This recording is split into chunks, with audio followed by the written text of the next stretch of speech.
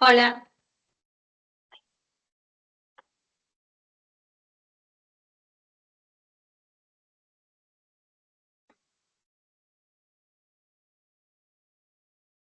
ya chicos, disculpen, me van a matar estos minutos que he estado en silencio, disculpen, a veces hay cosas técnicas, ¿no? Fallas técnicas que son de momento, la lentitud de mi máquina está muy lenta, pero ya está, ¿ya? Entonces vamos a comenzar la clase, buenos días con todos, espero que estén muy bien, hayan desayunado, dormido también bien, para que puedan aguantar las clases. Ya estoy compartiendo la pantalla para comenzar con la clase de hoy, que corresponde a la semana 15. ¿Ya, chicos? La semana 15. Estamos llegando al final del ciclo, a cada vez más cerca ya de la despedida, que será un compartir virtual, ¿ok? Algo haremos para el final. A ver, comenzamos entonces, porque ya son las 9:42. Comenzamos. Semana 15, desde la Revolución Rusa hasta la eh, ah, a ver, permítanme, chicos. A ver, creo que esto. Vamos a ver, lo he abierto mal. A ver, chicos, permítanme un minuto, permítanme un minuto.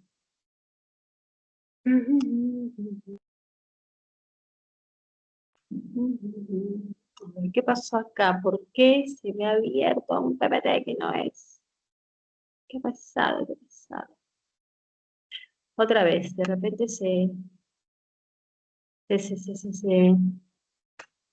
abrió mal. Vamos a ver otra vez. Creo que se abrió mal.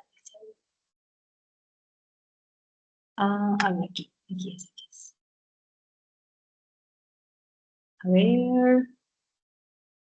A ver, a ver. Ahora sí, ¿ves? Ya me estaba asustando. Dije, ¿qué pasó? ¿Por qué me sale un tema que no es? Y dije, ¿qué pasó acá? Ya, chicos, falsa alarma, falsa alarma. El otro PPT estaba loco. Es de la siguiente semana, desde de la semana 17. Lo abrí mal. A veces pasa, ¿no? Como que se cruzan los cables. Así que ya está. Con la actitud, nunca perdamos la actitud, la sonrisa, ¿ok?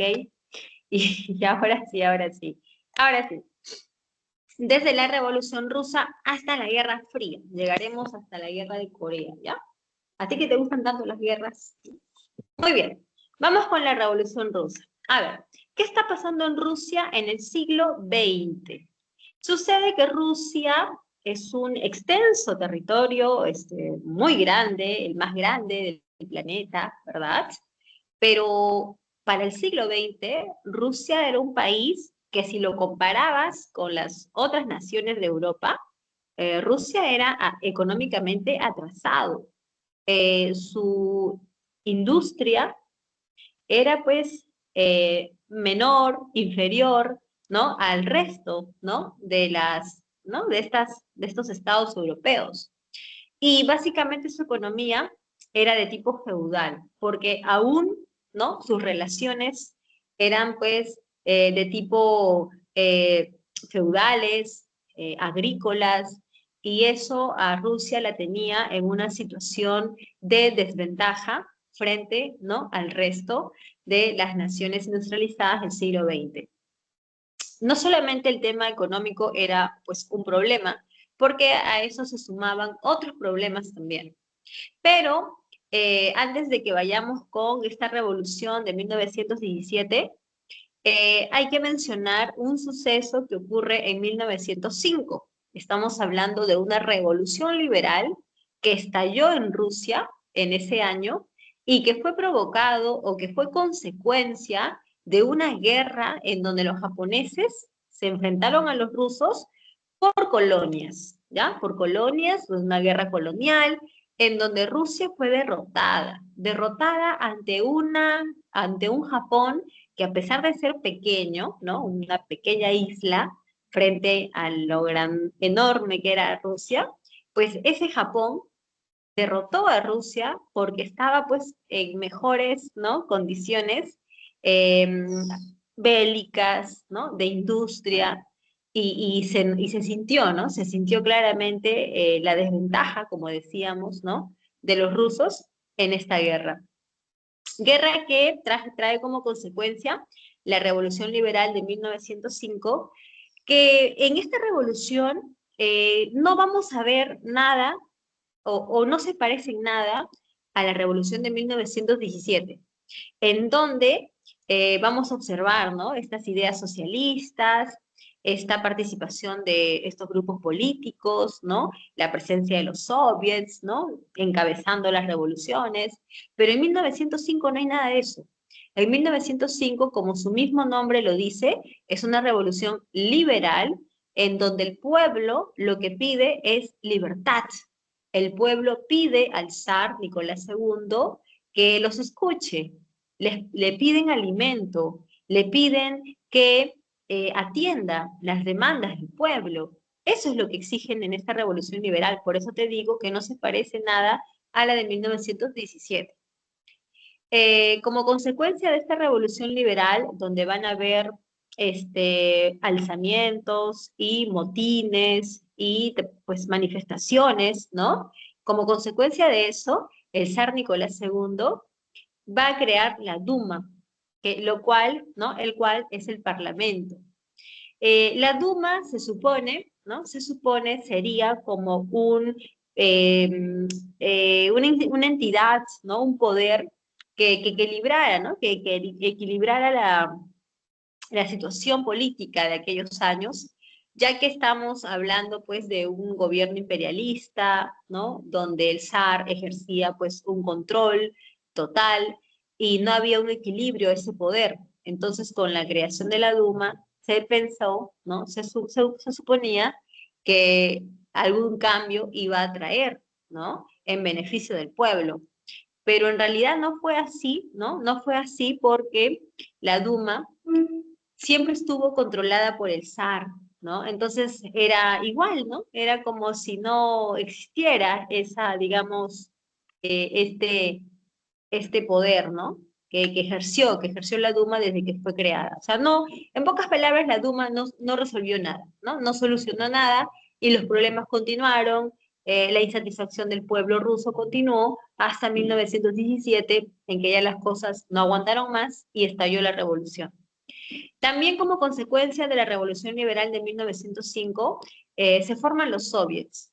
Los soviets son el consejo de obreros, de campesinos y también soldados que conforman el pueblo, ¿no? Pues, si tú me dices campesinos, obreros, son el pueblo, son el grueso de la población, por lo tanto, los soviets tienen pues esta eh, digamos, esta, esta importancia, ¿ya?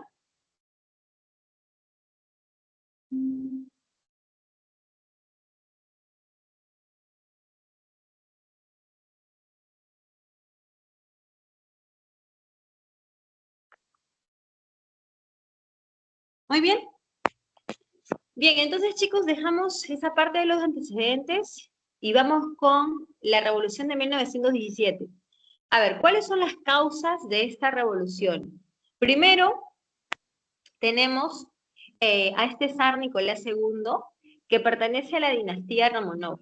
Si bien la dinastía Romanov era una dinastía prestigiosa, que ya siglos, ¿no? Durante ya algunos siglos estaba gobernando, ¿no? En Rusia, pero el zar Nicolás II era pues un gobernante impopular, ¿no? Su gobierno autocrático, ¿no? Déspota, había logrado el rechazo de la población, ¿no? Tanto él como la imagen de su esposa, la imagen de Rasputín también, que se sumaba, ¿no? Ahí al entorno cercano de la familia real. Todo eso generaba en el pueblo un gran rechazo. Esa es una primera causa, ¿ya? Esa es una primera causa. Un zar que nunca se preocupó por el hambre de su pueblo, ¿no?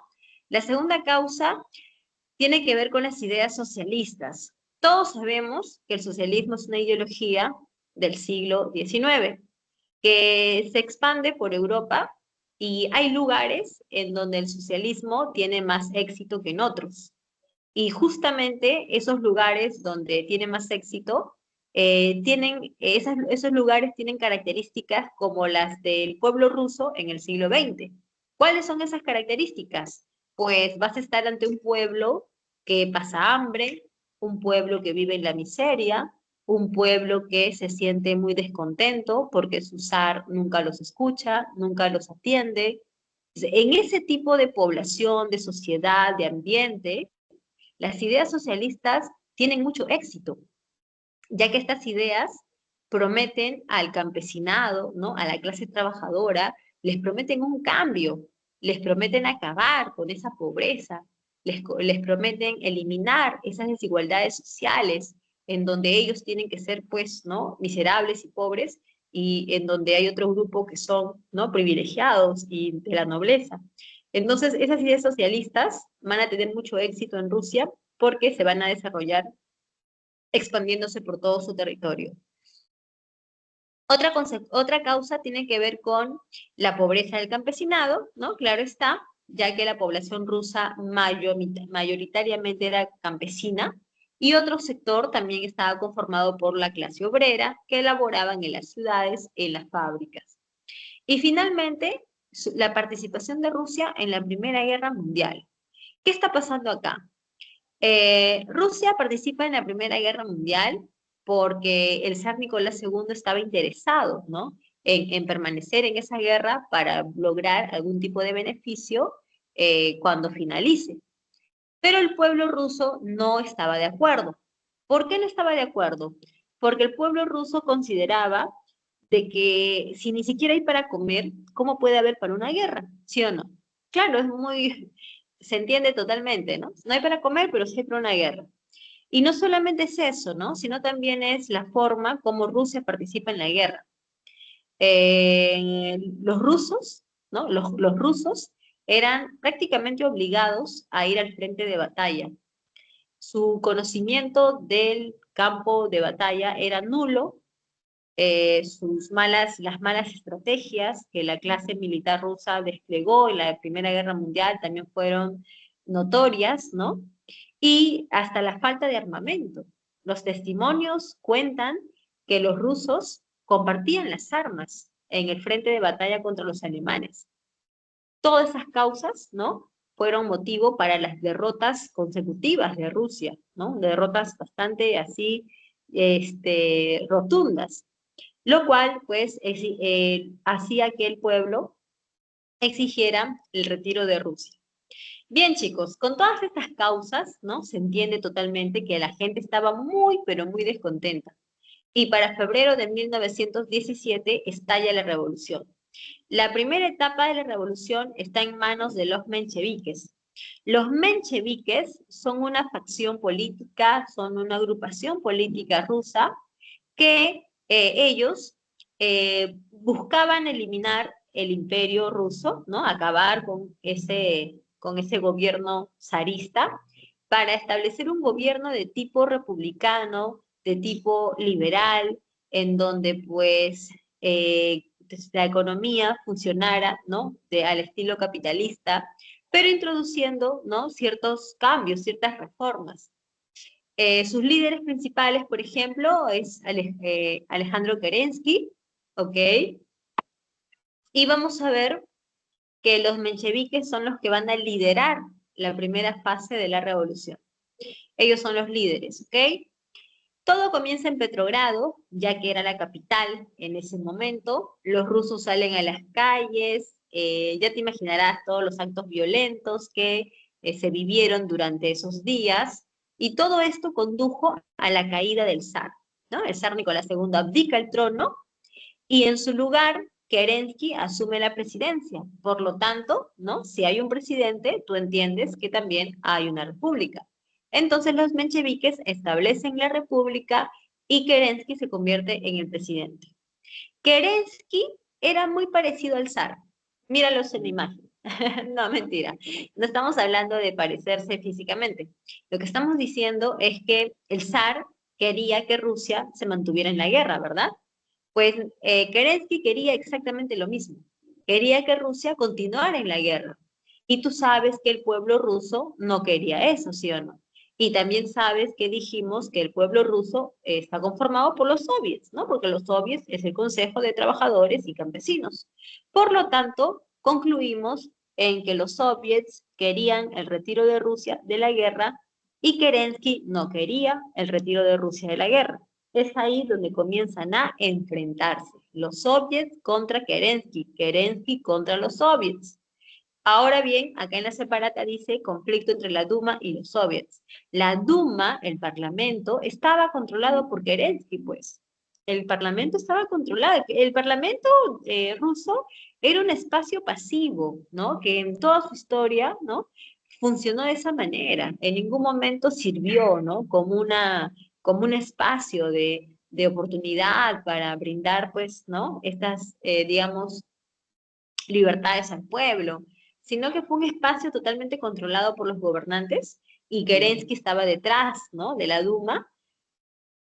Y ahí se da pues este enfrentamiento, este conflicto entre la Duma, controlada por Kerensky, y los mencheviques contra los soviets de Petrogrado. Bien, a todo esto, ¿dónde está Lenin? ¿No? Porque todos sabemos que la Revolución Rusa tiene como líder, como protagonista a Ilich Ulyanov, más conocido como Lenin, ¿verdad?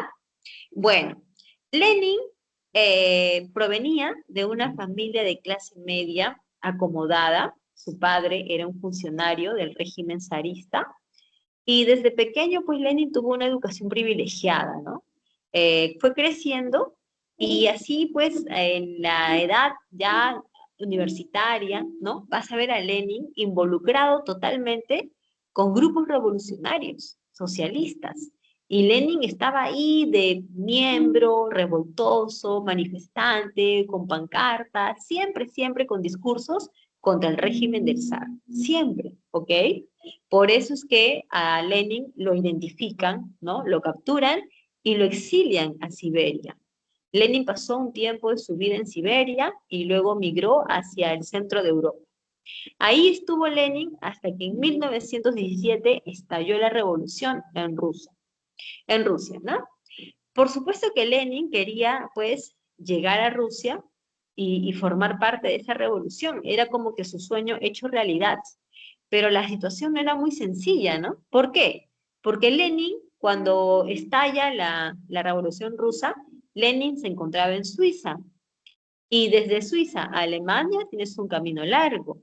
¿Cómo hace Lenin para llegar de Suiza hasta Rusia si es que todos los caminos estaban interrumpidos? Todos los caminos estaban controlados por los militares. ¿Y por qué, verdad? Porque todos los caminos... A ver, chicos y chicas, regreso con las preguntas. Después de tiempo siento que voy a hacer preguntas. ¿Por qué cuando Lenin quiere regresar a Rusia en 1917, por qué los caminos están interrumpidos y controlados por militares y es imposible o difícil pasar y movilizarte de una parte de Europa hacia otra? ¿Por qué? A ver, ¿tú qué me dices? Mientras yo me estiro, porque siento que me quiero estirar.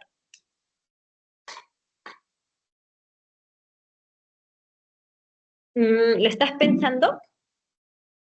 Bueno, pues yo te puedo dar la respuesta. Es muy sencilla.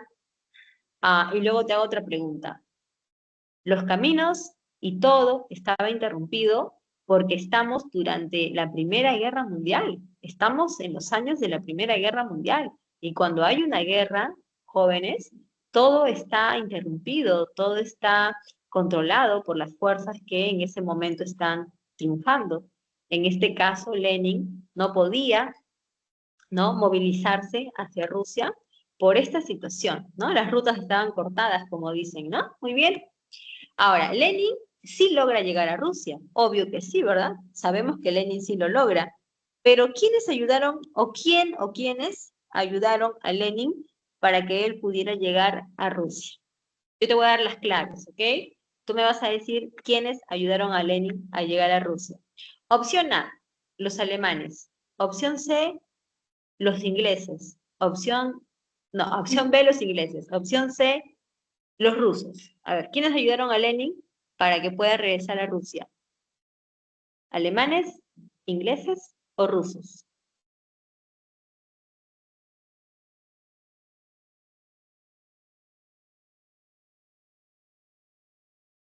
Ujujú. ¿Hay una respuesta? ¿Hay dos respuestas? Ok, muy bien, chicos. Sí, respuesta correcta, chicos. Muy bien. Muy bien, muy bien. Respuesta correcta, ¿ok? ¿Por qué los alemanes? Muy fácil, pues muy fácil. Recuerda que en la Primera Guerra Mundial Alemania está combatiendo en un doble frente. Por un lado, en el frente occidental contra los franceses y en el frente oriental contra los rusos. Eso, jóvenes, no es sencillo, ¿sí o no? Es como si yo te preguntara a ti, ¿tú te podrías pelear cuando dos personas te atacan, uno de un lado y la otra persona de otro lado? ¿Tú podrías enfrentarte a ambos a la vez, ¿no? Al mismo tiempo y ganar? Difícil, ¿ah? No creo. No creo, pues, ¿no? A menos que tu pelea sea solamente con una persona. Ahí sí tienes toda la posibilidad de ganar.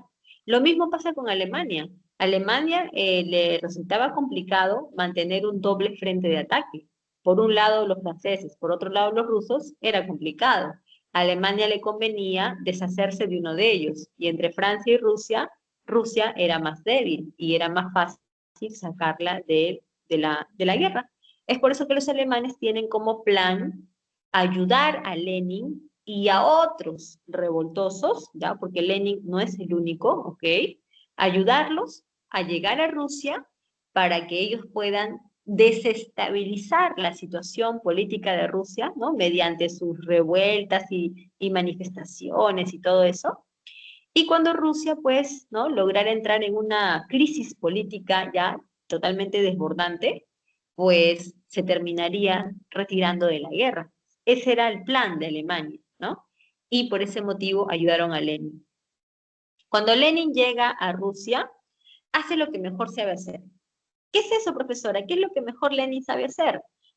¿Sabe, jóvenes? Lo que Lenin mejor sabe hacer es el discurso, ¿ya? Lo que él dice, su oratoria, es así pues, así multitudinaria, o sea, es bastante exitoso cuando él habla, ¿no? Como la forma como logra conmover y impulsar a la gente, ¿no? Hacia ciertas acciones, es lo que destaca, ¿no? En esta etapa cuando Lenin regresa a Rusia en abril de 1917.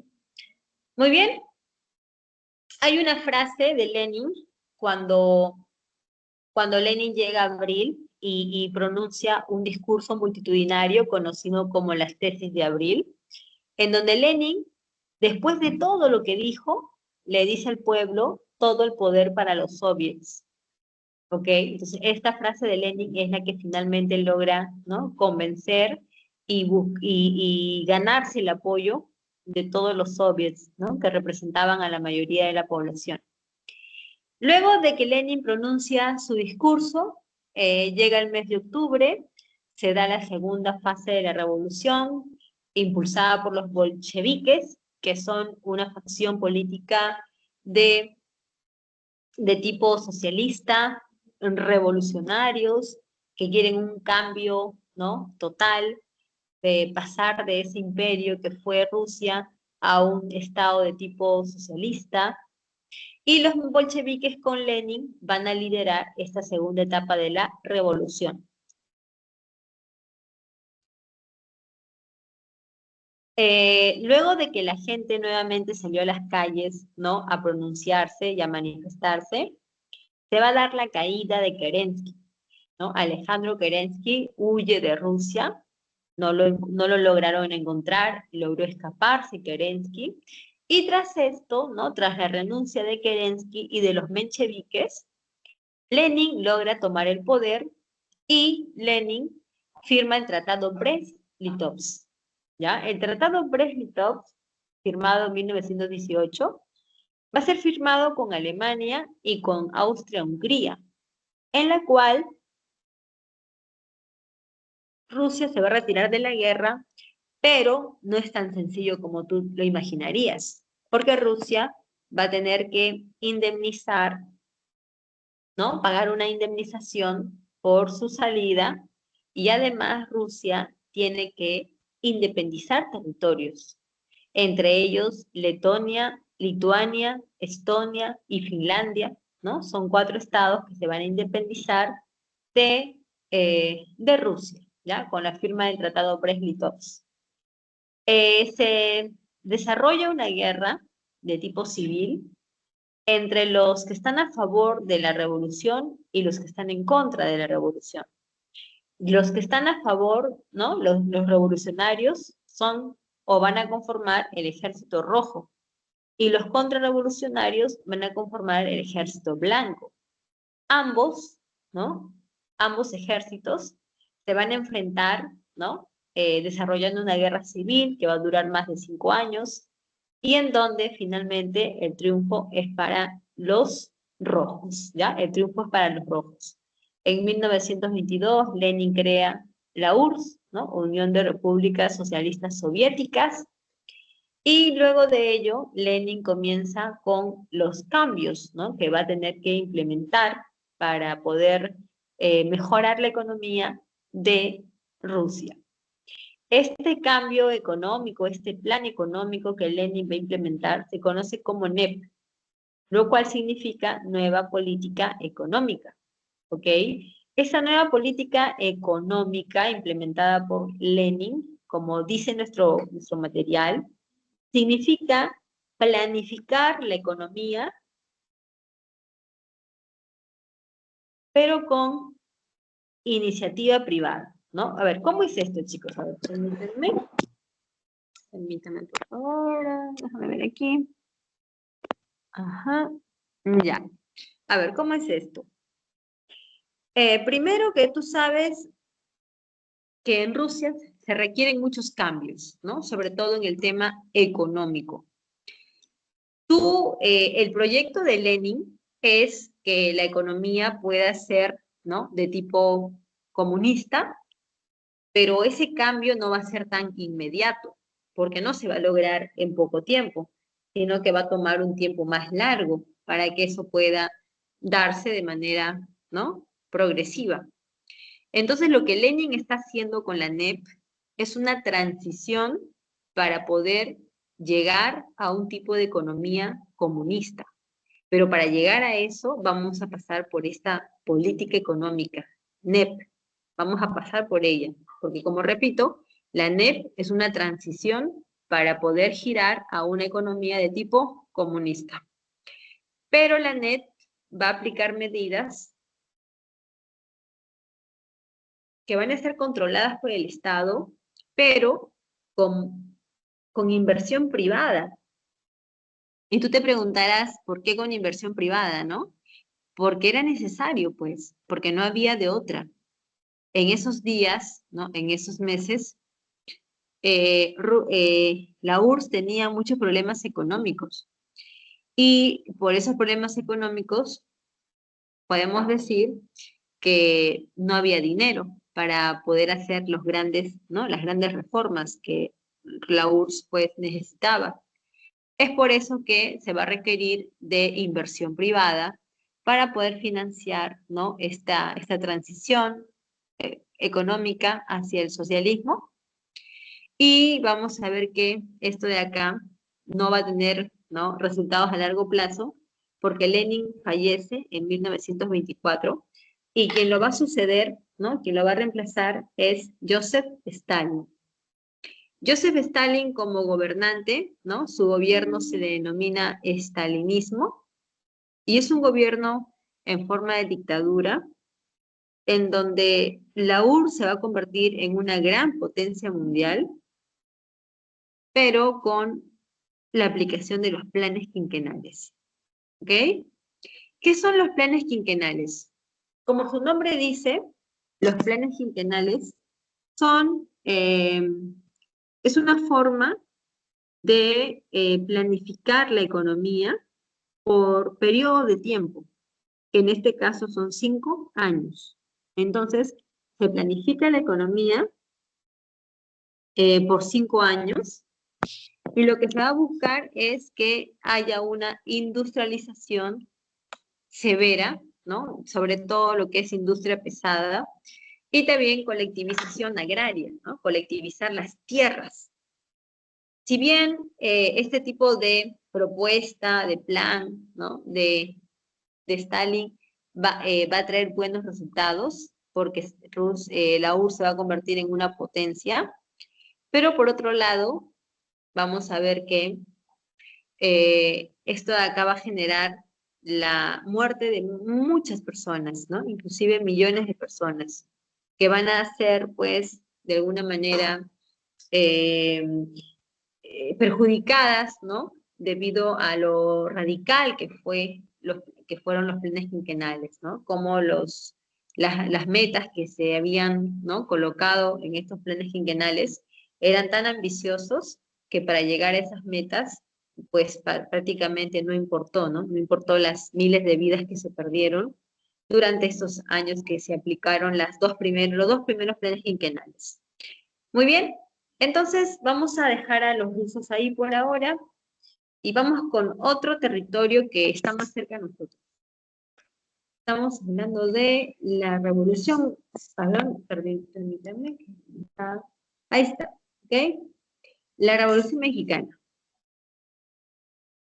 La revolución mexicana es un acontecimiento que ocurre entre 1910 a 1917, en donde vamos a ver una realidad que hasta pareciera que se asemeja a nosotros, ¿no?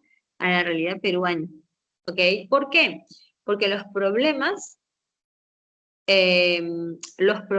que México va a tener son muy parecidos a los problemas que nosotros también teníamos. Inclusive algunos dicen, ¿no? Algunos historiadores dicen, ¿por qué no hubo en el Perú una revolución, ¿no? Como la que tuvo México? Bueno, no lo tuvo y ya es una cuestión que no se podrá dar, pero lo cierto es que en México muchos de sus problemas se resolvieron gracias a la Constitución de 1917, que fue creada para poner fin a toda esta etapa, ¿no? De muertes, de violencia, de golpes de Estado, de guerras civiles, que México va a vivir durante ¿no? estos años. Entonces, ¿cuáles son las causas de la Revolución Mexicana? La dictadura de Porfirio Díaz. Este personaje, Porfirio Díaz, llevaba en el poder ya con 30 años, ¿no? En promedio. Y durante esos años, pues, de alguna manera, se había logrado reelegir, ¿no? Se había logrado reelegir una tras otra vez. Y su gobierno había logrado una economía estable, como una industrialización ¿no? de algunas partes de México. Hasta ahí todo parece bien, ¿no? Que la economía habría mejorado, ¿no? Que al menos México se había modernizado de cierta manera. Hasta ahí estaba bien, pero lo que se va a criticar a la dictadura de Porfirio Díaz es que no se preocupó por también beneficiar o representar a los distintos sectores de la población, como la clase media, la clase trabajadora o la clase campesina, ¿no? Solamente se preocupó por atender a quienes, ¿no? Pues a la clase alta, ¿no? Solamente a ellos. Entonces tú te preguntas por qué, ¿no? ¿Por qué solamente, pues, este poder de Porfirio Díaz solamente benefició a la clase alta y no al resto? Entonces es porque justamente era una dictadura y también un gobierno, pues, con claras, ¿no? preferencias a los sectores pudientes.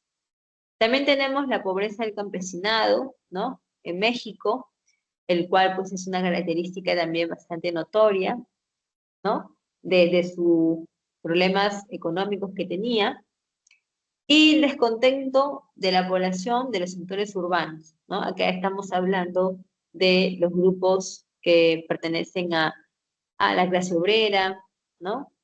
O clase media también, entre otros. Bien, por otro lado, vamos a ver que toda la revolución comienza con Francisco Madero. Francisco Madero es un caudillo que se rebela contra Porfirio Díaz y acaba con su poder, conocido como bueno, este plan, ¿no? Mediante el cual acabó con Porfirio Díaz, se conoce como el Plan San Luis de Potosí. ¿Ok? ¿Por qué se conoce así o qué es el Plan, ¿no? San Luis de Potosí?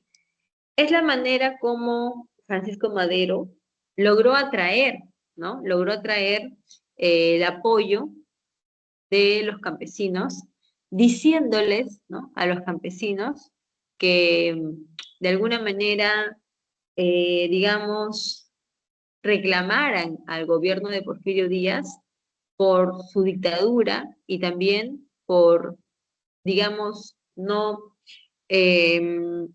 llevar a cabo la reforma agraria, que era algo que los mexicanos reclamaban de tiempo atrás, ¿no? Entre otras cosas, por ejemplo.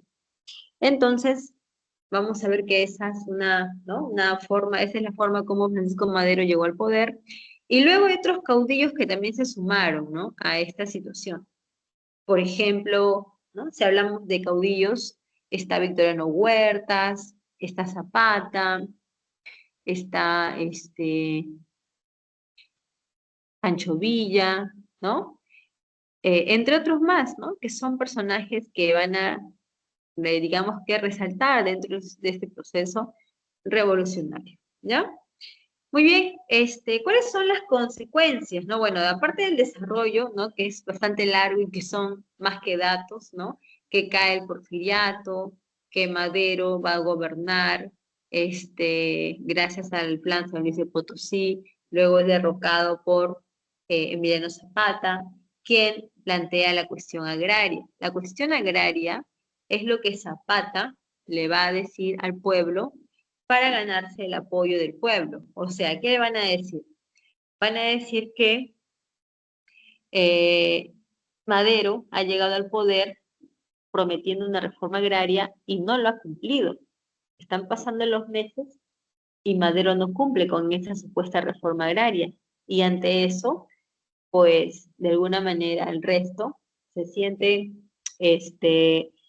bueno, la población, ¿no? Campesina se siente, ¿no? Con ganas de ayudar a este personaje Zapata y así llega al poder. Luego se da el golpe de Huerta, el cual termina con la decena trágica, que es el evento que provoca la muerte de Francisco Madero. Y después, ¿no? De varias todavía rebeliones más y intentos de tomar el poder, finalmente vamos a ver que se pone fin a todo esto con la promulgación de una constitución en 1917. Esa constitución va a traer una serie de cambios para México que van a significar la solución a los problemas, ¿no? Que había pues sucedido todos estos años, ¿no? En esta Constitución de 1917, por ejemplo, se va a establecer que la reforma agraria se va a realizar, lo mismo que se va a mejorar el sistema educativo, se va a lograr nacionalizar los bancos, las tierras, ¿no? Y otros recursos también, ¿no? Que México tenía y que lamentablemente años antes estaban en manos de pues, las economías capitalistas del norte. Bien, entonces dejamos a los mexicanos ahí con su revolución y vamos con la Gran Depresión capitalista. Chicos, a ver, permítanme chicos, voy a tomar agua, permítanme.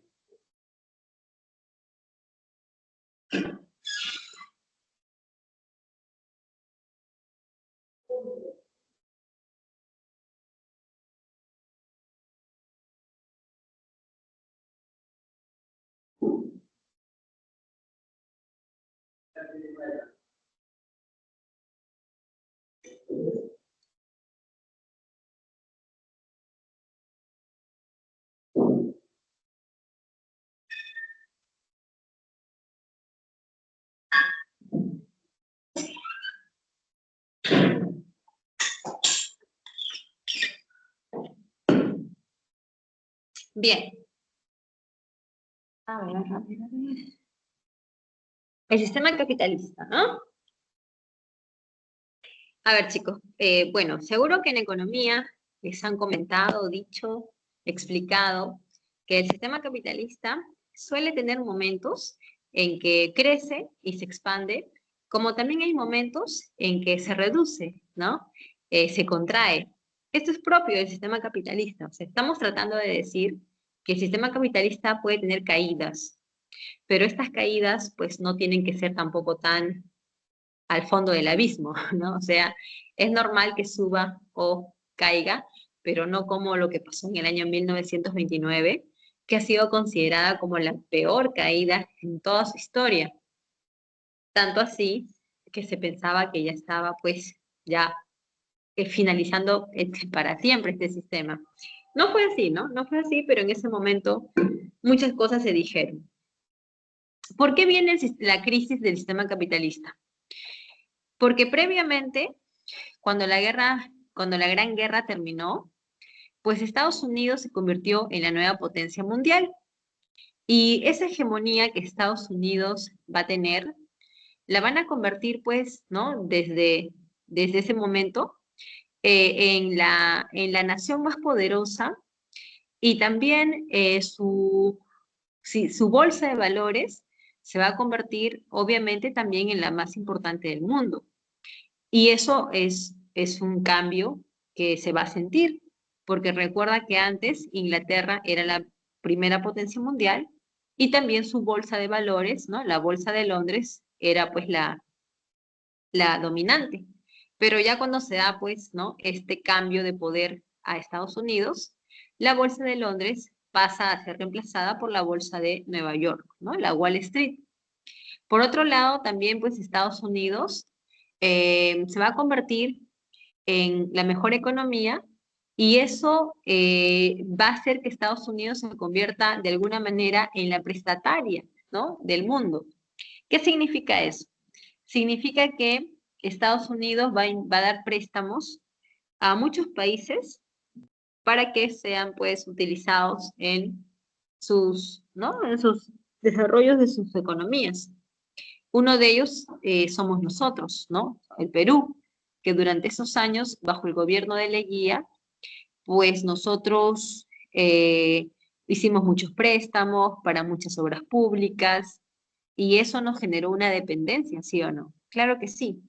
Ahora, los países que se van a prestar a Estados Unidos no solamente eran países pobres como nosotros, también hay otras naciones que no son pobres, pero que en ese momento también requerían inversiones o préstamos, como es el caso de Inglaterra, Francia y Alemania.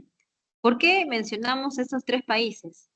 Bueno, Inglaterra y Francia porque durante los años de la guerra, ¿no? De la Primera Guerra Mundial, pues Inglaterra y Francia habían quedado con muchos gastos, con muchas deudas.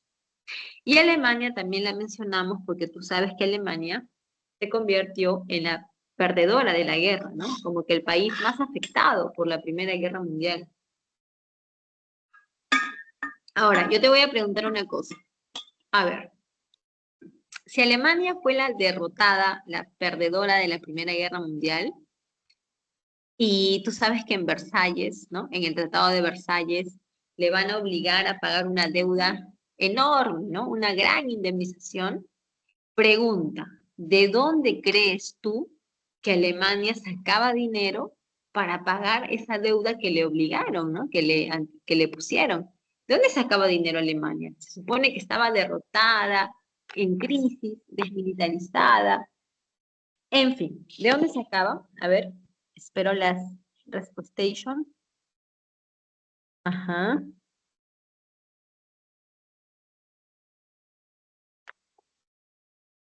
A ver, ¿qué me dicen ustedes? Ajá, por ahí me dicen de los judíos. Interesante respuesta. ¿Alguien dice algo más? Ah, en realidad, no es una respuesta como que, ¿no? Así como que por decir, sino está bastante interesante, pero no, porque el dinero que Alemania va a tener para pagar su deuda provenía de Estados Unidos. Estados Unidos le va a prestar mediante este plan llamado DEWES, ¿ya? El plan DEWES, en el cual Estados Unidos presta dinero a Alemania para que pueda pagar su deuda. Con ese dinero, Alemania paga su deuda a Inglaterra y a Francia, porque recuerda que Inglaterra y Francia son las ganadoras de la Primera Guerra Mundial. Y con ese dinero que Inglaterra y Francia están pues teniendo gracias al pago de Alemania, con ese dinero Inglaterra y Francia le pagaban a Estados Unidos por todo lo que le debían. Y tú te preguntarás, profesora, ¿pero de qué le debían, sí o no? Le debían porque durante los años de la Primera Guerra Mundial, Estados Unidos prestó dinero a Inglaterra y Francia para que puedan, número uno, comprar armamentos y número dos, lograr soportar, ¿no? la guerra. Y eso responde a la pregunta de por qué Estados Unidos tenía tanto interés en ingresar a la Primera Guerra Mundial, ¿no? Ahora ya sabes que el interés de Estados Unidos al ingresar a la Primera Guerra Mundial era pues asegurar el triunfo de sus amigas, Inglaterra y Francia, para que de esa manera, ¿no? Tanto Inglaterra como Francia pudiesen devolver todo lo que Estados Unidos pues había invertido o les había prestado, ¿ok? Bien chicos, pero acá te das cuenta que se genera o que se ha generado algo peligroso. Si Alemania vive de préstamos que Estados Unidos le está haciendo, y con ese dinero Alemania le paga a Inglaterra y a Francia, y con ese dinero Inglaterra y Francia le pagan a Estados Unidos, pues ya te diste cuenta que ahí se ha generado un círculo bastante peligroso, un círculo en donde si una de las partes involucradas cayera, arrastraría al resto, ¿no? Y eso fue justamente lo que pasó en los años de la depresión capitalista. El problema comenzó en New York, Estados Unidos, pero ya sabes que el problema alcanzó a casi pues todos los países del mundo, con excepción de los países, ¿no? Socialistas. Pero después afectó pues, ¿no? A mucha gente en el mundo. Bien, ahora vamos con las causas, ¿ok? A ver, ¿cuáles son las causas? Ah, falta un antecedente, jóvenes. Los locos años 20, o también llamados los felices años 20. Chicos, ¿ustedes saben de qué se tratan los felices años 20? ¿Qué pasó en esos años 20? ¿Por qué son felices? ¿Por qué son locos? ¿Alguien sabe algo? Ah, bueno. Acá les explico, ¿ok? ¿Tú sabías que después de la Primera Guerra Mundial, muchas familias comenzaron a migrar a las ciudades, escapando de la pobreza del campo, ¿no? Porque tú entenderás que al acabar una guerra o durante una guerra, la situación rural es la más triste porque son zonas que quedan abandonadas y la gente ahí pasa mucha hambre. En cambio, en la ciudad al menos tienes empleo, ¿no? Entonces, cuando acaba la Primera Guerra Mundial, muchas familias migran al campo y eso hace que la ciudad crezca, ¿no? Que las ciudades se expandan. En esas ciudades, estamos hablando de ciudades norteamericanas, principalmente Nueva York, por allá por la segunda década del siglo XX, ¿no? 1920. En esos lugares va a cambiar notoriamente el ritmo de vida de las personas. ¿Por qué va a cambiar? Porque estás en una etapa, ¿no? Después de la Primera Guerra Mundial, estás en una etapa en que la guerra ya terminó y la economía comienza a mejorar. La economía mejora tan rápidamente y con tanto éxito que la gente comienza a sentir una bonanza que era evidente, ¿no? Como un progreso económico como nunca antes lo habían tenido. Y la gente pues comienza a poner en práctica un tipo de vida que era costosa, ¿no? Por ejemplo, eh, las familias, ¿no? Durante esos años concurrían a espectáculos públicos, cines, restaurantes, cafés, estadios, salones de baile, entre otros. Y tú te preguntarás, profesora, pero ¿cómo es que la gente tenía plata para ir a por acá, allá, qué estadios, qué salones de baile, ¿no? ¿Cómo así? Lo que pasa, jóvenes, son dos cosas. La primera, y te la vuelvo a repetir, es que durante esos años en Estados Unidos había una sensación de bonanza económica como nunca antes lo había habido. Es como si de pronto el tema económico habría sido solucionado y la gente podía vivir sin preocupaciones, ¿no? De deudas o cosas así. Entonces, pues, eso sumado a que se habían comenzado a reducir las jornadas laborales, ¿no? Que antes eran de 12, 13, 15 horas, y se habían comenzado a reducir a 8 horas nada más. Entonces ya te imaginarás que muchos, pero muchos familias y trabajadores, al salir de sus trabajos a las 4 o 5 de la tarde, tenían el tiempo suficiente para poder dedicarse a muchos tipos de actividades, ¿no? Como pasear, como ir a comer, al cine, etcétera, etcétera. Entonces, en estos años 20, la vida en Estados Unidos se volvió de mucho consumo y también de una gran aparente prosperidad económica. ¿Por qué digo aparente? Y aquí vamos con lo segundo, ¿ok? Aparente porque la gente pensaba, número uno, que esa bonanza nunca iba a terminar, ¿ya? La gente pensaba que la economía iba a estar bien eternamente. Nadie se imaginaba que en pocos meses o en unos años la economía iba a caer así tan, pero tan alarmante como nunca antes lo había hecho.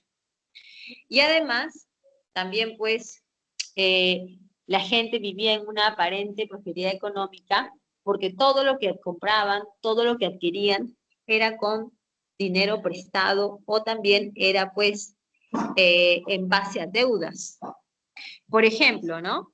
Tú te quieres comprar algo que está muy costoso y no te alcanza, ¿verdad? Tú dices, pero cuando me paguen el fin de mes, ¿no? Con ese dinero ya me va a alcanzar. Pero tú lo quieres ahorita, ¿sí o no? Ahorita lo quieres. Entonces, ¿qué puedes hacer? Pues sacas una tarjeta de crédito, por ahí te dan una línea de 1.000 soles, vamos a suponer, y con esa línea, pues tú puedes comprarte, ¿no? Eso que tanto quieres y pagarlo después, ¿no? Ese es el poder de la tarjeta de crédito. Entonces, en Estados Unidos, muchas familias tenían ese tipo de vida. Compraban, consumían, ¿no? Gozaban de todo lo bueno, pero endeudándose ¿no? Con su tarjeta de crédito. Estos jóvenes lo que hizo fue que se generara una falsa apariencia de bonanza económica, una totalmente falsa bonanza de apariencia económica. ¿Por qué? Porque esa bonanza no era verdadera. Esa bonanza no tenía bases sólidas, esa bonanza no tenía un cimiento y en cualquier momento se podía descalabrar, solo que nadie se daba cuenta de eso. Muy bien, así que ahora vamos con la especulación financiera. El especulador financiero es aquella persona que compra o vende acciones en la bolsa de valores, no para poder disfrutar de ellas, no para quedarse con esas acciones como un dueño más de esa empresa, ¿no? Que está pues ahí con sus acciones en la bolsa, sino que el especulador compra las acciones de las empresas para poder beneficiarse con la fluctuación de los precios. A ver, ¿cómo es eso? Vamos a suponer que yo soy una especuladora y yo voy a comprar acciones de la empresa Ford y voy a comprar 5 acciones. Cada acción me cuesta $1.000. Por lo tanto, me estoy gastando $5.000. Mañana, cuando yo reviso la bolsa, veo que las acciones de la empresa Ford han aumentado su precio y ya no están $1.000, ahora están $1.200. Entonces, lo que yo voy a hacer es vender mis acciones y me voy a generar una ganancia de la noche a la mañana. ¿De cuánto? De $1.000, ¿no? Me voy a ganar $1.000, así nada más, sin hacer nada, porque me estoy beneficiando de la fluctuación de los precios. Eso es especular. Ahora bien, acá hay otra cosa, jóvenes, que las personas que especulaban muchas veces no tenían dinero para hacerlo. O sea que, ¿qué pasa si yo quiero comprar acciones en la bolsa de valores, pero no tengo dinero? ¿Ya no voy a poder comprar? Sí, sí voy a poder. ¿Y sabes cómo? Prestándome dinero de los bancos. Voy al banco, pido un préstamo y me lo otorgan así nada más, muy sencillo. No como ahora que te piden cosas y garantías y cosas de propiedades. En esos tiempos los bancos te daban la plata así nada más, oralmente por último, ya ni te hacían firmar nada. No, mentira, eso es una exageración. Pero te daban préstamos de manera muy irresponsable, es lo que tratamos de decir. Entonces, con esa situación, pues cualquiera podía especular. Un ama de casa, un obrero, un lustrabotas, un estudiante universitario, cualquiera podía especular. Jóvenes, esto es lo que estamos diciendo, es muy peligroso, muy peligroso. ¿Por qué? A ver, yo te hago una pregunta, a ver, ahí sí esa pregunta me gustaría que la respondan. Esta sí, porque me parece que es una pregunta que vale oro. ¿Qué pasaría si un día Dios no quiera, un día cualquiera, las personas que entran a la bolsa de valores a comprar y a vender, pues esas personas un día, ninguna de ellas quisieran comprar y todas, lo único que quisieran fuese vender? ¿Qué pasaría ese día en que nadie quisiera comprar y todos quisieran vender? ¿Quién me dice? A ver, ¿qué pasaría si algo así pasara? ¿Ah? Nadie quisiera comprar y todos simplemente quisieran vender.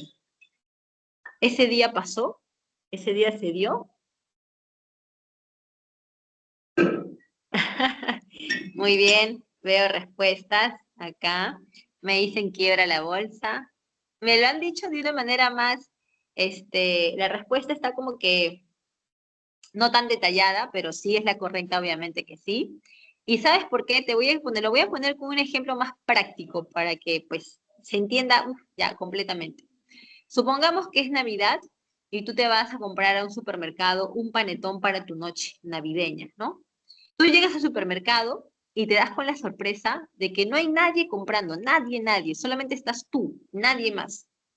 Y ahí están todas las marcas de los panetones, que son caros, ¿verdad? Están 20, 25, 30 soles, pues, las principales marcas. De pronto, como tú eres el único comprador, todas esas marcas te van a hacer sus mejores ofertas.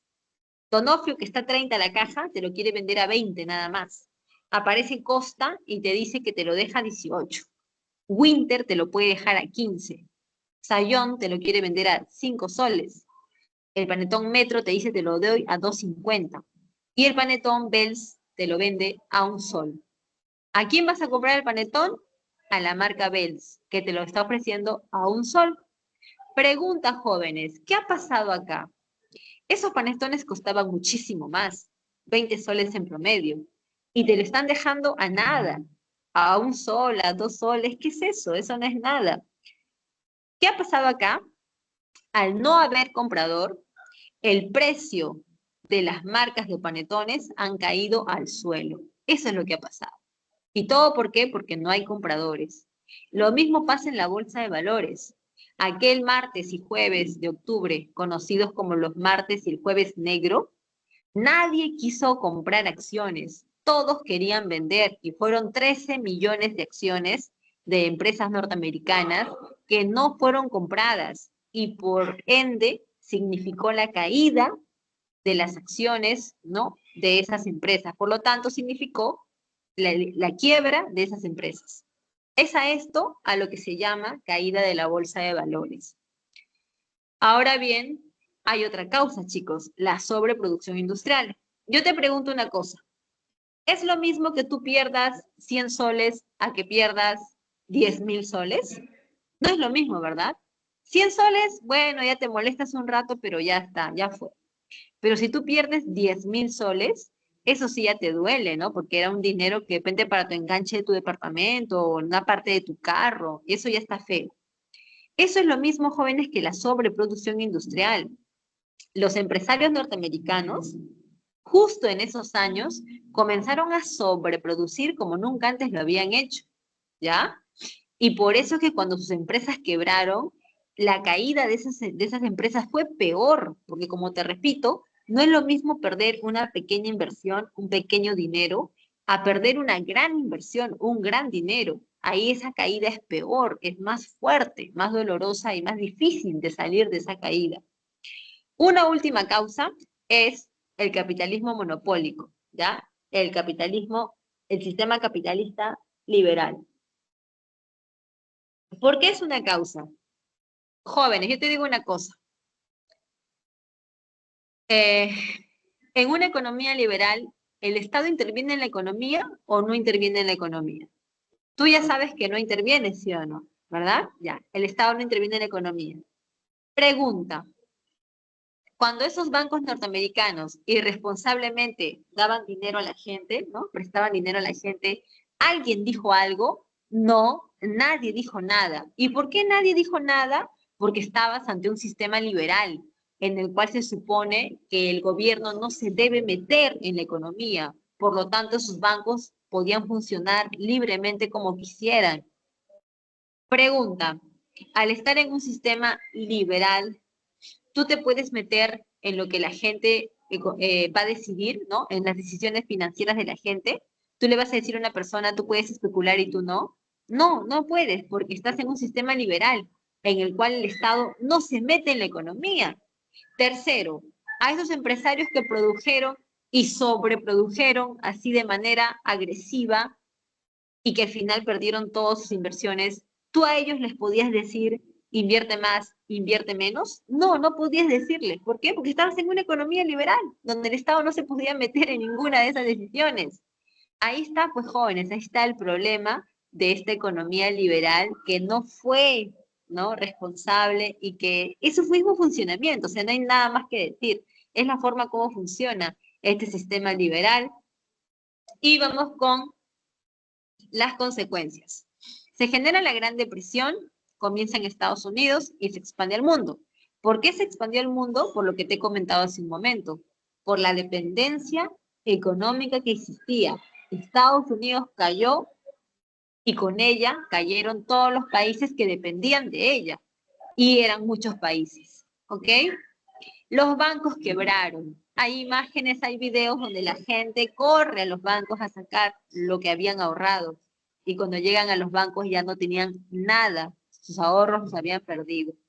Por otro lado, las fábricas cerraron porque se fueron a la quiebra. Y como consecuencia de ello, miles de personas desempleadas en las calles. Tercero, la moneda pierde su valor. Hay inflación. Cuarto, el desempleo generalizado como nunca antes en la historia de Norteamérica genera indigencia, genera huelgas, genera delincuencia, o sea, genera problemas sociales. Otra cosa más. Eh, la gente literalmente perdió sus casas y los vas a ver durmiendo en las calles, porque tú sabes que en Estados Unidos tienen una cultura de buscar préstamos de los bancos para hacer, ¿no? O comprar sus casas. Y si tú no pagas al banco, ¿no? La deuda de tu casa, el banco te quita la casa. Y eso fue lo que pasó en aquellos años. Muchas familias que tenían sus casas hipotecadas en el banco, simplemente pues al no poder pagar esas deudas, perdieron su casa y literalmente vivían en las calles. Muy bien, chicos. La depresión se expandió a todo el mundo capitalista y viene la solución, el New Deal. El New Deal es un conjunto de medidas que van a tomarse por el gobierno de Franklin Roosevelt a partir de 1933, en donde se deja de lado el sistema liberal y se aplica un modelo de tipo proteccionista, que es el New Deal, ¿verdad? El New Deal significa que se va a intervenir la economía. Y estas propuestas salen de John Maynard Keynes, ¿ya? Este economista que está, pues, que es el que va a dar esta propuesta.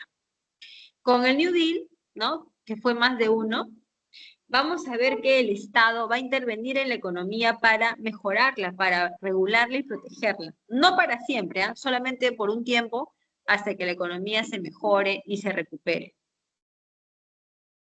Lo que va a aumentar acá muchísimo, muchísimo, muchísimo es el gasto del Estado, o sea, el gasto público. Es el dinero que, ¿no? los gobiernos guardan para ser utilizados en momentos, ¿no? de emergencia. Y este dinero del gasto público es lo que va a ser utilizado para activar la economía norteamericana. ¿De qué manera? Primero, dando indemnizaciones y subsidios a los empresarios y también los agricultores. Un momento, chicos.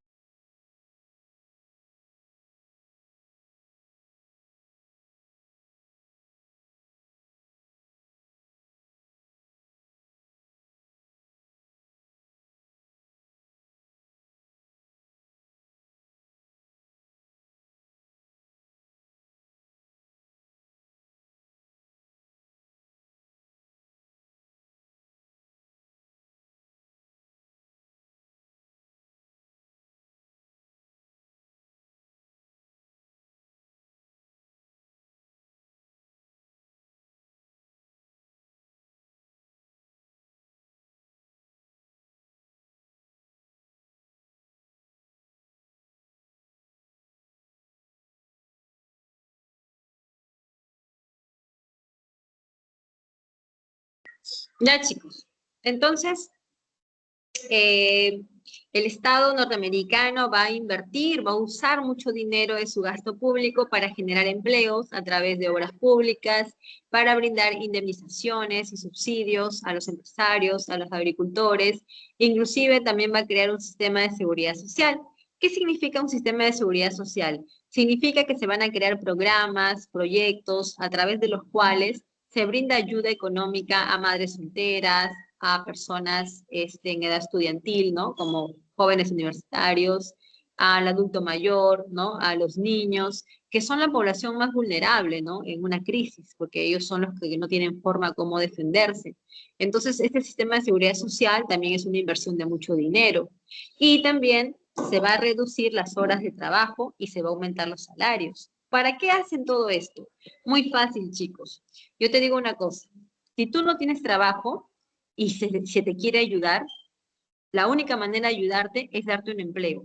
Empleo que tenga que tener una jornada corta para que tú puedas tener tiempo de buscar otro empleo más, ya que estás pues pasando por un momento difícil y mientras más ingresos tengas, mejor.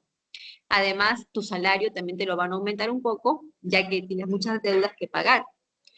Una vez que tú ya tengas trabajo, una vez que las empresas tengan inyección de dinero para volver a abrir, lo mismo que los agricultores, ¿no? Tengan dinero para producir los campos. Una vez que todo eso se ha dado, la economía se va a recuperar sola, jóvenes, se va a recuperar sola. ¿Sabes por qué? Porque cuando tú tienes empleo, llega el fin de mes y cobras tu salario, con ese dinero lo que tú haces es comprar, es gastar. Y ahí el sistema capitalista se recupera solo, ¿no? Vuelve a ser lo que fue antes, ¿ya? Así que dejamos eso y vamos con los fascismos. Los fascismos son ideologías y sistemas políticos que son totalitarios, que aparecieron en Europa y que pues tienen características y también, obvio, sus causas, ¿ok? Entre las causas tenemos que cuando termina la Primera Guerra Mundial, y también cuando termina el crack del 29, la situación económica mundial quedó muy mala. ¿Sí o no? Tú lo entiendes. Luego de la Primera Guerra Mundial, los países quedaron destruidos, mucha gente muerta, muchos daños en la infraestructura, etcétera, etcétera. Cuando vamos a poner un ejemplo. Vamos a suponer que nosotros somos alemanes. La Primera Guerra Mundial ha terminado y nosotros nos hemos quedado pobres, sin empleo, con pérdida de nuestras colonias, ¿no? Desmilitarizados. En ese tipo de escenario tan lamentable, ¿no? Tan terrible, las ideas fascistas van a lograr jalar a mucha gente. ¿Sabes por qué? Porque tú como ciudadano vas a sentir que necesitas un gobierno que haga cosas, un gobierno que actúe rápidamente para mejorar la situación. Y si tu gobierno de turno no te ofrece eso o no logra eso, tú vas a comenzar a desconfiar de ese gobierno y vas a comenzar a pensar que sería mejor optar por una nueva forma de gobierno. Un momento.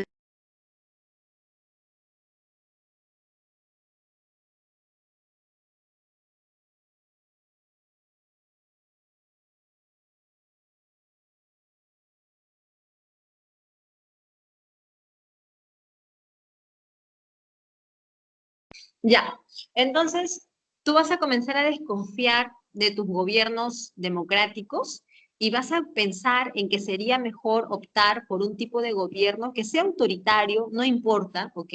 Pero que te prometa una solución al problema de la falta de empleo, el tema de esta crisis económica, ¿no? Entonces, luego de la Primera Guerra Mundial y luego del crack, el ambiente en Europa fue totalmente favorable para que se comenzaran a incubar estas ideas fascistas que justamente te prometían eso, te prometían un cambio para que tú te puedas recuperar y vuelvas a ser la potencia que fuiste antes. El Tratado de Versalles es otra causa, porque recuerda que el Tratado de Versalles a Alemania la dejó como la derrotada, la dejó como la perdedora y le impuso muchas sanciones, como pagar una indemnización muy grande, desmilitarizarla, y ese sentimiento de revancha que va a dejar en los alemanes es lo que también a ellos les va a conducir a optar por los fascismos. Por ejemplo, si nosotros fuésemos alemanes y nos sintiéramos muy humillados porque hemos sido derrotados en la Primera Guerra Mundial, pues el fascismo para nosotros sería una opción muy, digamos, prometedora. ¿Por qué? Porque el fascismo nos diría que ellos podrían ayudarnos a recuperarnos y ser la potencia de antes. El fascismo nos puede dar un discurso en donde nos pueda convencer de que si optamos por ese tipo de gobierno, vamos a recuperarnos rápidamente y volver a ser la potencia antes de la guerra. Por eso es que este Tratado de Versalles, que fue muy exagerado y que fue muy doliente contra los alemanes, fue una causa que se sumó a que los alemanes buscaran en el fascismo lo que no pudieron encontrar en su gobierno democrático de Weimar. ¿El socialismo en Europa está en avance? Claro que sí. Tú sabes que cuando se dio la Revolución Rusa, pues el socialismo triunfó, convirtiendo a la URSS en un Estado socialista. Eso se expande por Europa y las clases burguesas comienzan a tener temor. ¿Por qué? Porque imagínate que tú eres un burgués o un gran burgués, que tienes bancos, tienes propiedades, y tú ves que el socialismo en tu país, que puede ser Italia, por ejemplo, ¿ok? Italia, tú ves que en tu país el socialismo está teniendo mucho éxito porque el Partido Socialista, conformado por obreros, campesinos, cada vez tiene más gente y más gente. Entonces tú vas a tener temor, vas a sentir que en algún momento puede haber una revolución como lo que ha pasado en Rusia y esa revolución puede ganar y tú vas a perder todo si eso llega a pasar. Entonces tú vas a buscar apoyo en tu gobierno porque tú vas a esperar que tu gobierno te proteja. Es lo más lógico, ¿sí o no? Pero ¿qué pasaría si ese gobierno que tú tienes es un gobierno débil, que no te garantiza protegerte, que no te garantiza que ese socialismo sea un problema para ti? Entonces tú como burgués vas a buscar otra opción. Tú vas a decir, este gobierno liberal no pasa nada. En cambio, estos gobiernos fascistas me están prometiendo muchas cosas. Mira, por ejemplo, ese fascismo es como yo. Yo soy anticomunista y el fascismo también es anticomunista. Uy, nos parecemos, ¿sí o no? Bacán. Entonces tú vas a comenzar a confiar en ellos para evitar el avance del socialismo porque no te conviene. Y los movimientos nacionalistas también jóvenes suman en esto. ¿Sabes por qué? Imagínate que otra vez que nosotros somos alemanes y nosotros somos nacionalistas, ¿verdad? Somos de ese sentimiento de amar mucho nuestra patria y la grandeza de nuestra raza y todo eso. Ese sentimiento, los fascistas lo pueden llevar a un extremo. ¿Qué significa eso, profesora? Que esos fascismos van a hacer que nuestros sentimientos se conviertan en un odio. Odio hacia quienes nos han derrotado. Odio hacia quienes consideramos como razas inferiores. Eso es lo que van a lograr los fascismos. Que esos sentimientos excesivos de amor por la patria se conviertan en odios para provocar conflictos en donde ellos puedan, pues, tomar el poder. Característica del fascismo, ellos son antidemocráticos. En un estado fascista no vas a ver que hay democracia, ni elecciones, ni hay multipartidismo, no hay nada de eso, jóvenes. Ellos están en contra de la democracia.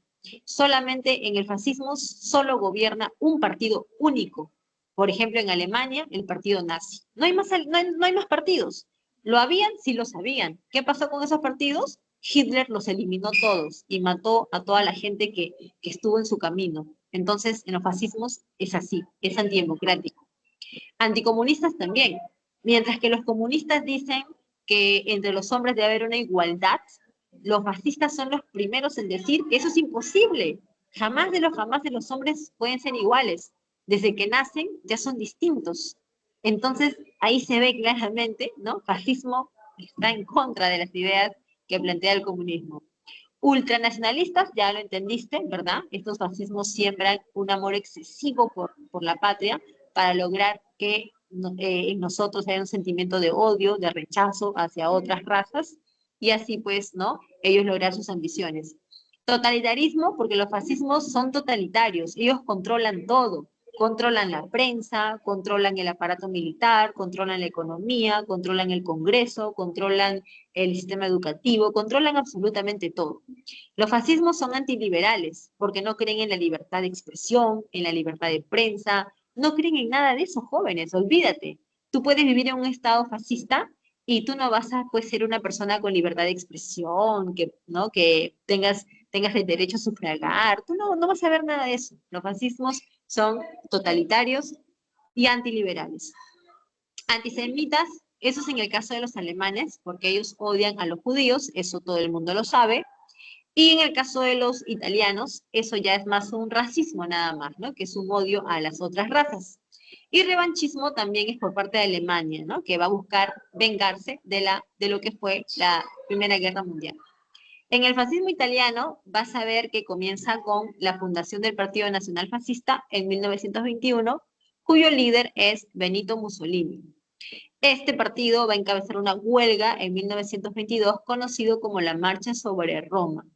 En esta huelga, los fascistas, llevando camisas negras, se concentraron en distintas partes de Roma y todos caminaron en conjunto hacia el centro de Roma para desplegar todo el poder que tenían. Esto pudo terminar en algo feo, ¿sabes por qué? Porque en Italia habían otros partidos que eran de tendencia anarquista, socialista. Y si tú te imaginas si esos partidos se enfrentaban al partido fascista, esto iba a terminar en una guerra civil o algo peor. Es por eso que el rey Víctor Manuel III va a confiar en Mussolini y lo va a nombrar su primer ministro. Ya como primer ministro, Mussolini va a comenzar con una serie de acciones para poder reprimir todo tipo de libertad, para poder eliminar a los partidos políticos y de esa manera tener el control de todo. Una de las cosas que Mussolini va a impulsar es el Pacto de Letrán. Ustedes deben recordar que en el siglo XIX Italia llevó a cabo su proceso unificador, en donde los distintos reinos que conformaban Italia, ¿no? Como Cerdeña, Piamonte, Lombardía, las Sicilias, ¿no? Todos esos reinos se unieron, ¿sí o no? Mediante acciones militares o tratados se unieron. El único estado que no quiso ser parte de esa unión fue el Vaticano, ¿ya? Los estados pontificios.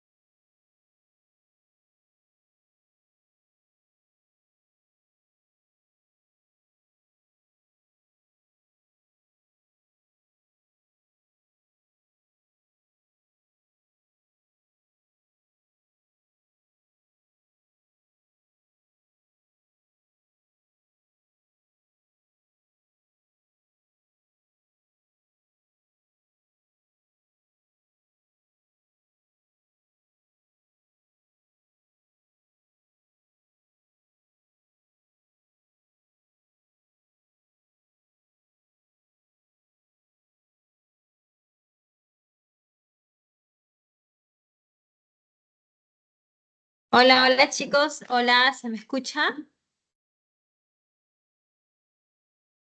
Sí, sí se la escucho. Ay, por fin, ya chicos, se me fue el internet momentáneamente, disculpen de verdad, no sé qué está pasando esta mañana, es una locura. Ya, continuamos y ya, pues nos agarraremos el recreo.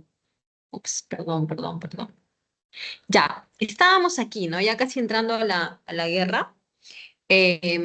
Bueno, dejamos el caso de Italia, ¿no? Con las acciones de Mussolini. Vamos por aquí. En el caso del nazismo, tenemos su creación en el año 1921 con este partido nazi, que es el Partido Nacional Socialista Obrero Alemán. Estamos hablando de un partido de extrema derecha, liderado por Hitler, quien pues intenta llegar al poder mediante un golpe de Estado que fracasó, por lo cual fue llevado a prisión. Ahí escribió un libro de escaso valor intelectual, ¿no? Que básicamente resume todo su pensamiento, ¿no? Entre ese pensamiento está el odio a los judíos y el pangermanismo, ¿no? Que es la teoría a través de la cual pretenden, pues, expandir el territorio de los alemanes para formar un imperio, justificándose en la idea de que ellos eran una raza superior. Para 1929, el partido nazi se volvió muy popular, por lo que ya te expliqué, ¿verdad? Por los efectos que había dejado el crack.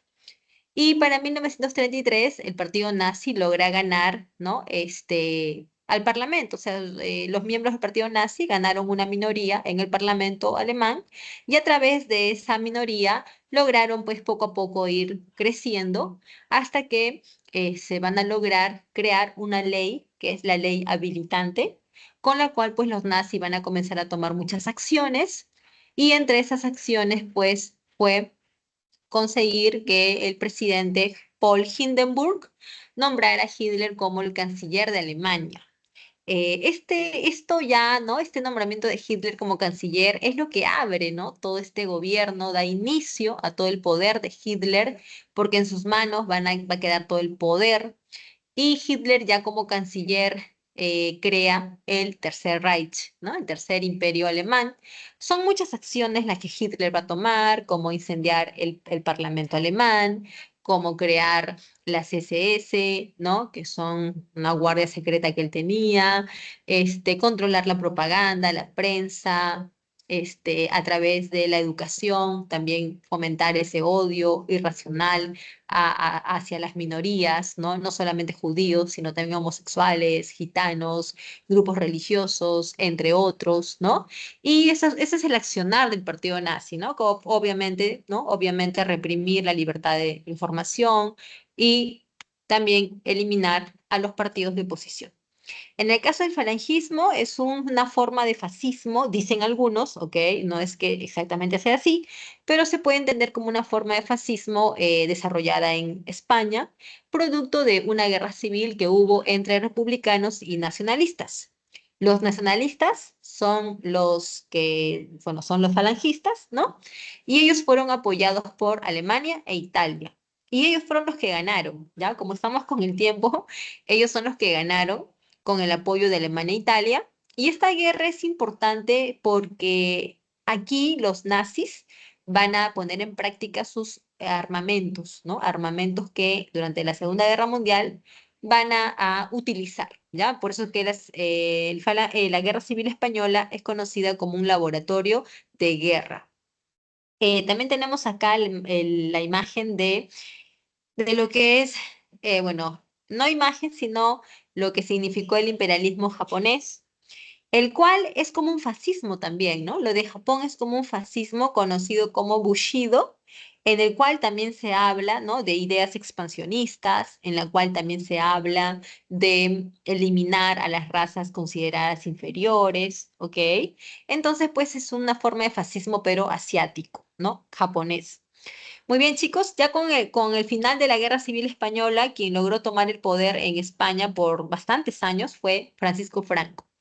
La Segunda Guerra Mundial es una guerra así de expansión mundial que va a comenzar en 1939 y que tiene como causas la política expansionista del eje. ¿Quiénes son el eje?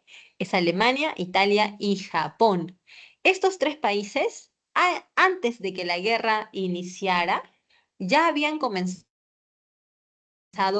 como por ejemplo Alemania invadió los Sudetes, Italia invadió Etiopía y Japón invadió China. Y son sucesos que sucedieron ante los ojos de todo el mundo. Y también, obviamente, ante los ojos de Inglaterra y Francia, quienes no hicieron nada para evitarlo. Algo que después va a ser muy criticado. También es una causa más el pensamiento fascista, ¿no? Revanchista de los alemanes, de los italianos, que pues, como hemos dicho, buscaban controlar todo, buscaban expandir sus territorios en Europa. La Sociedad de Naciones, que fue un organismo creado después de la Primera Guerra Mundial para preservar el orden y la paz mundial, fracasó, ¿ok? Fracasó. Lo mismo que el Tratado de Versalles. ¿Por qué el Tratado de Versalles fracasó?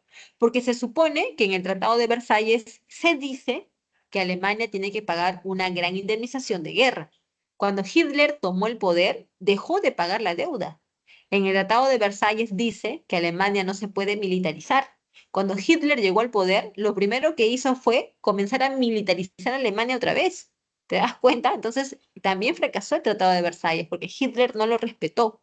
Y como siempre, las rivalidades imperialistas, ¿no? Tú sabes todos los odios, ¿no? que hay entre estas naciones.